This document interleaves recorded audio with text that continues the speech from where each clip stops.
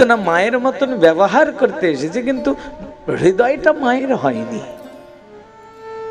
কিন্তু তো ভগবানের স্পর্শ হয়ে গেছে, যে যেই ভাবে আসে তার সেই ভাব সিদ্ধি হয়ে যায়।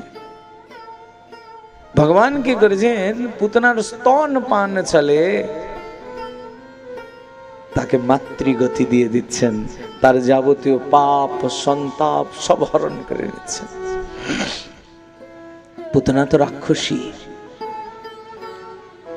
সেজে গুজে তো মেকআপ করে সুন্দরী হয়ে এসেছেন, এবার মেকআপ সব খুলে খুলে যাচ্ছে, রাক্ষসী চেহারা বেরিয়ে যাচ্ছে। চিৎকার করে উঠলেন, ছেড়ে দাও, পারছি না আর, ছেড়ে দাও। ঠাকুর হেসে বললেন, পুতনা এখন আর ছেড়ে দাও বললে হবে বলো?